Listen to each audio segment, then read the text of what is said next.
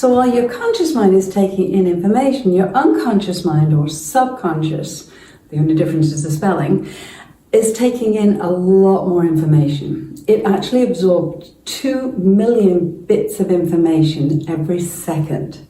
It puts those bits into groups of 126, and you're only aware consciously of 7 plus or minus 2 chunks of information that you can actually absorb at any one second. The unconscious mind is doing a big job while you're observing an event. It's got running what's called a meta program. And the meta program actually deletes, distorts, and generalizes information so that it can become understandable for the conscious mind. Number one, it deletes a huge amounts of information. Otherwise, we'd be absolutely inundated with too much information coming in, too many distractions, and a lot of the information is simply just deleted. The second thing is the unconscious mind generalizes things so that it becomes easily understandable. So if you see a little animal walking along the road and it's got 4 legs and it's going, and it's got a little tail going, you know it's a dog. Then you can get more specific and say what kind of dog it is. The most interesting part about the unconscious mind is that it distorts information too.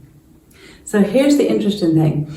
If you take in information like tables, chairs, houses, etc., when you come to retrieve it from your unconscious mind, because that's where it stores the memories and all the information, it comes back virtually the same. However, if you store it and there are emotions attached to it, it can come back distorted because of how you perceive it happening. So let me give you an example.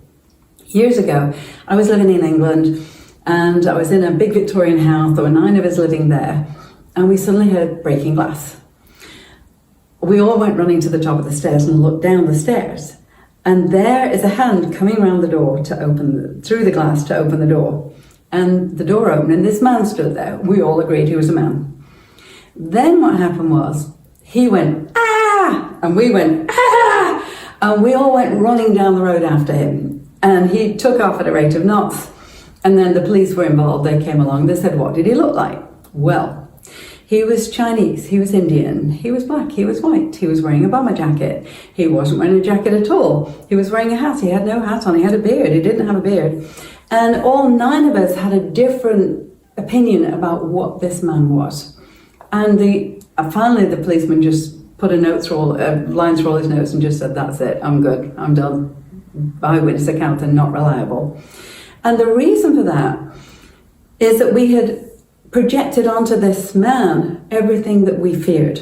So the fear came up for us. We projected onto this man, whoever he was, whatever we were afraid of. My guy was a bomber guy from the 60s. You know, the guys who were on the motorbikes, and he was wearing a leather jacket and he was like cool and everything. And they were the guys I was afraid of when I was a teenager because they were going around with knives and things. So it was like, yeah. So I literally saw the man I was afraid of. And that's the reason why when we say perception is projection, we perceive something, we're not really perceiving what we really see, we're perceiving the projection of what we believe to be true. That's really important too. When you've got people talking about you at home, when people say, you know, you're not this or you are this, they're simply talking about themselves. Carl Jung said, you cannot see in someone else that which you don't have in yourself. So all you need to think if someone's been unkind to you is think, gosh, lamb kid, is that what you feel about yourself? You don't need to say it. However, it takes away the sting a lot. So once you perceive the information, you've deleted it, you've distorted it, you've generalized it, then it becomes a feeling inside. You have what's called an internal representation, a feeling of what it feels like when you have this event happens. That internal representation can be all kinds of things. It can be happy, sad, it can be, depending on what's happening, it's going to trigger memories from the past, from before you were 7 years old. Then your physiology will change. If it's a happy event, you'll be like this, your whole body language will go up. If it's not a happy event, your body language might go down a bit. Then that results in a behavior. So there's a lot of things going on in your conscious mind and your unconscious mind before you actually produce a behavior. And all this takes maybe a second or 2. So it's very interesting how fast your unconscious mind works It's there for your survival, it's there to help you live, and it's there to give you the best it can. And what we have to remember is there are a lot of limiting beliefs there from before you were 7 years old that we need to clear before we can move forward in happiness and joy with our GPS set for success.